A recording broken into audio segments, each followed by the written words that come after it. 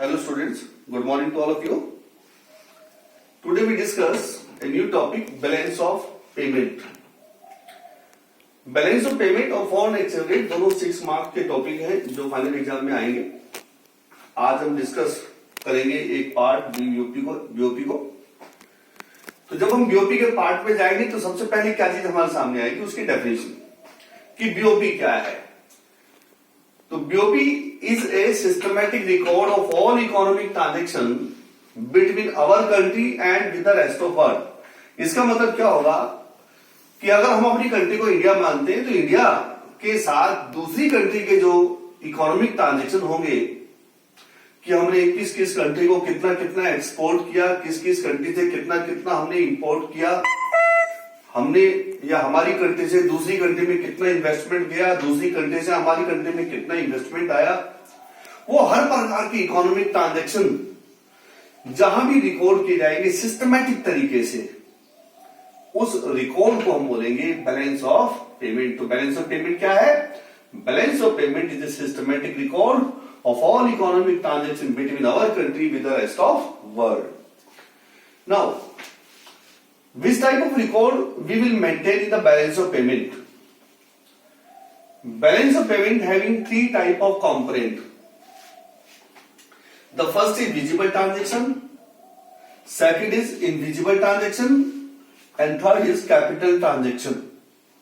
So these 3 type of record transaction of BOP, यानी BOP में 3 तरीके के ट्रांजेक्शन रिकॉर्ड किए जाते हैं। विजिबल ट्रांजेक्शन को रिकॉर्ड करते हैं, इनविजिबल ट्रांजेक्शन को रिकॉर्ड करते हैं और कैपिटल ट्रांजेक्शन को रिकॉर्ड करते हैं। तो इस तरीके से बीओपी के 3 कंपोनेंट हो गए।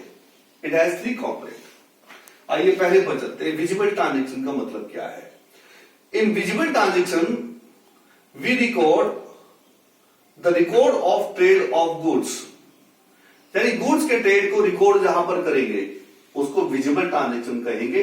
गुड्स जो दिखाई देती है यानी मैटेरियलिस्टिक चीजें जो भी होंगी वो विजिबल ट्रांजेक्शन में रिकॉर्ड की जाएंगी। Invisible transaction, in invisible transaction we record the record of service and unilateral transaction, कि हम सर्विस को रिकॉर्ड करेंगे और यूनिलैटरल ट्रांजेक्शन को रिकॉर्ड करेंगे। इसका मतलब export of service, import of service, transfer of unilateral and receipt of unilaterals को जहां रिकॉर्ड किया जाएगा उसको इनविजिबल ट्रांजेक्शन कहेंगे। आइए कैपिटल ट्रांजेक्शन क्या है। In capital transaction we record those transaction which either effect to the assets position of the country और effect to the liability position of the country. या तो वही कंट्री के एसेट्स पर इफेक्ट डालती है या फिर वही कंट्री के लायबिलिटीज पर इफेक्ट डालती है। तो ऐसी ट्रांजेक्शन को जहां पर रिकॉर्ड करते हैं उसको हम कैपिटल ट्रांजेक्शन अकाउंट बोलेंगे या कैपिटल ट्रांजेक्शन उसको कंपोनेंट कहा जाएगा।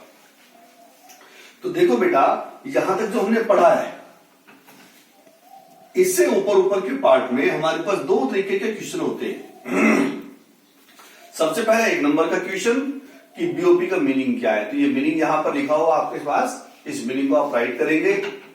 दूसरा आपसे पूछा जाएगा कि बीओपी के कितने कंपोनेंट हैं। तो बीओपी के 3 कंपोनेंट है, एक visible transaction record, invisible transaction record और कैपिटल ट्रांजेक्शन रिकॉर्ड। तीनों की हेड लिखकर उनके मीनिंग को आपको लिखना है कि विजिबल ट्रांजेक्शन रिकॉर्ड में we recorded the export and import of goods. In invisible transaction record we record the export and import of service with unilateral transaction, and in capital transaction we record inflow and outflow of capital which either effect to the assets or effect to the liabilities। तो इस तरीके से तीनों component को आप explain करेंगे। फिर हम उसके नेक्स्ट पार्ट पे चलते हैं, account in the balance of payment, कि बैलेंस ऑफ पेमेंट के कितने अकाउंट है, क्योंकि 3 प्रकार के ट्रांजेक्शन है तो इसके बेस पर अकाउंट तैयार किए जाएंगे। पहली दोनों कंपोनेंट को जब हम मर्ज कर देते हैं तो एक अकाउंट में मर्ज हो जाती है जिसको बोलते हैं करंट अकाउंट। और कैपिटल ट्रांजेक्शन वाली अकाउंट को जहां पर रिकॉर्ड करेंगे उसको बोलेंगे कैपिटल अकाउंट। इस तरीके से बैलेंस ऑफ पेमेंट के 2 बेसिक अकाउंट है। कौन कौन से? Current account and capital account. आइए हम चलते हैं करंट अकाउंट में। तो आपसे पूछा जाएगा what is current account in the balance of payment.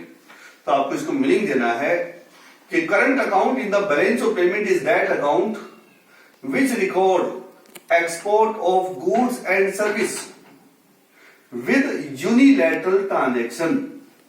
यानी करंट अकाउंट वो अकाउंट है जो एक कंट्री के दूसरी कंट्री के साथ गुड्स और सर्विस के एक्सपोर्ट और इंपोर्ट के साथ साथ यूनिलैटरल ट्रांजैक्शन को रिकॉर्ड करता है, तो उसको बोलेंगे करंट अकाउंट। इस तरीके से करंट अकाउंट के दो कंपोनेंट हो गए हमारे पास। एक हो गया विजिबल ट्रांजैक्शन अकाउंट और दूसरा हो गया invisible transaction account.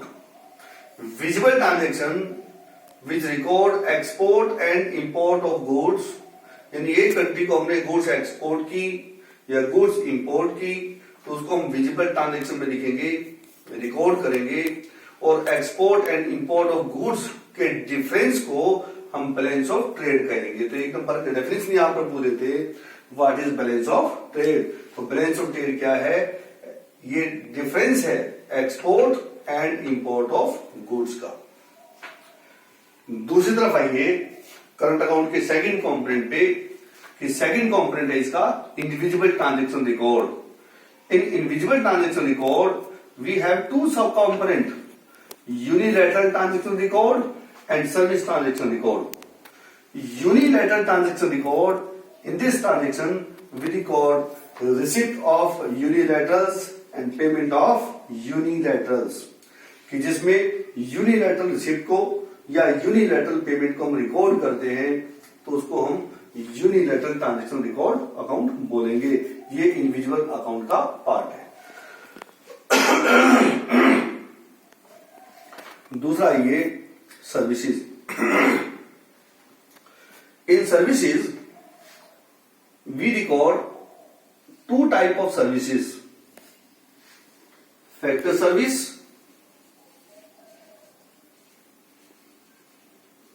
And non factor service.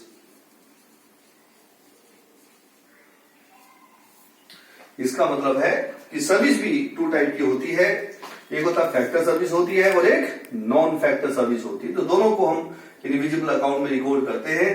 Factor service जैसे लैंड, लेबर, एंटरप्रेन्योरशिप की सर्विसेज एक कंट्री से दूसरी कंट्री को एक्सपोर्ट इंपोर्ट की जाती है।